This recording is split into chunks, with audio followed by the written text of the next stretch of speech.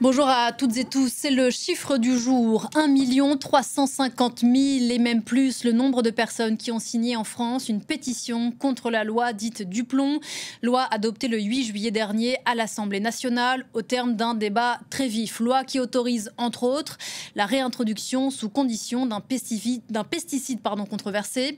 C'est la première fois qu'une pétition recueille tant de soutien ici en France. Bonjour Claire Nouvian, vous êtes la fondatrice de l'ONG Bloom, qui lutte notamment pour la pêche intensive en haute mer. Vous êtes militante écologiste.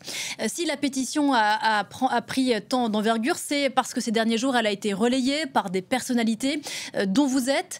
Qu'est-ce que ce chiffre d'1 350 000 signataires signifie selon vous ? Une mobilisation citoyenne hors norme pour notre santé. En fait, cette loi nous offre sur un plateau la possibilité de démontrer une fois pour toutes que la santé de l'environnement affecte notre santé à nous.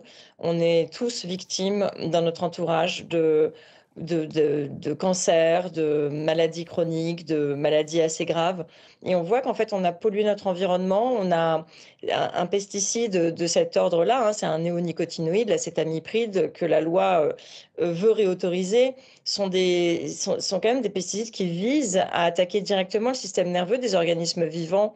Et avoir pensé pendant des décennies qu'on pouvait diffuser ce genre de substances très nocives dans l'environnement sans que ça nous affecte nous, c'était une folie. On l'a faite, mais maintenant, voilà, on est en 2025, les gens sont tous conscients qu'on est nous-mêmes maintenant empoisonnés et que ça ne peut pas durer.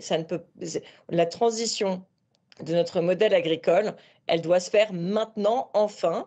Et cette loi est le fruit pur et dur du lobbying de la FNSEA, le syndicat dominant en France, et qui est vraiment tenu par une vision productiviste de l'agriculture qui ne marche pas ni pour les humains, ni pour l'environnement, et même pas pour nos finances publiques, parce que ces grandes exploitations sont financées par nos impôts, il faut le rappeler.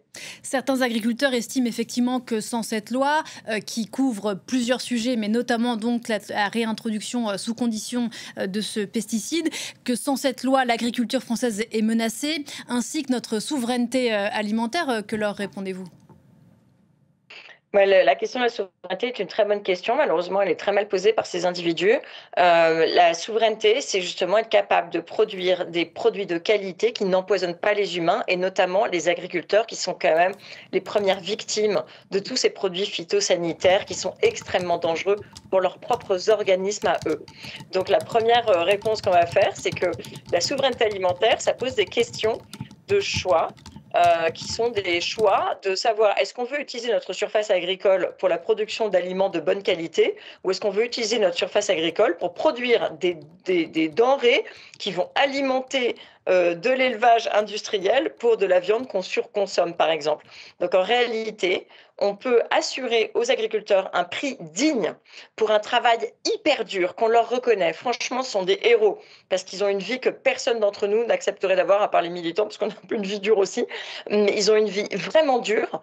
Donc il faut les payer, les rémunérer. Mais en fait, ça pose la question de l'allocation des surfaces agricoles. Est-ce qu'on a besoin de produire ce qu'on produit aujourd'hui ? Non. En fait, on peut repenser cette question-là de façon collective. Les partisans du texte disent aussi, texte qui a été, je le rappelle, voté par la représentation nationale au début du mois de juillet, que ce pesticide, en réalité, qui est autorisé dans la plupart des pays européens, sauf jusqu'ici en France, est déjà partout autour de nous, des produits anti-moustiques au sucre que l'on importe. Alors quoi ?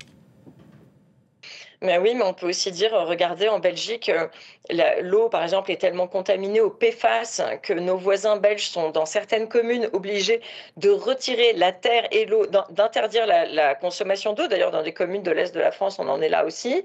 On a des terres qui sont contaminées à tel point que dans certaines communes en Belgique, ils sont obligés de retirer la terre des jardins.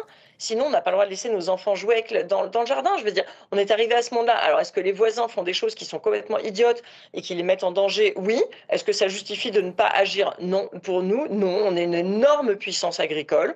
On doit au contraire être exemplaire et montrer qu'il existe un chemin qui permette exactement la souveraineté alimentaire, un travail digne et bien rémunéré, et la santé des humains autant que celle de l'environnement. En fait, C'est comme tous les sujets de transition, la rationalité scientifique et sociale et économique, elle est de notre côté, du côté d'un débat apaisé.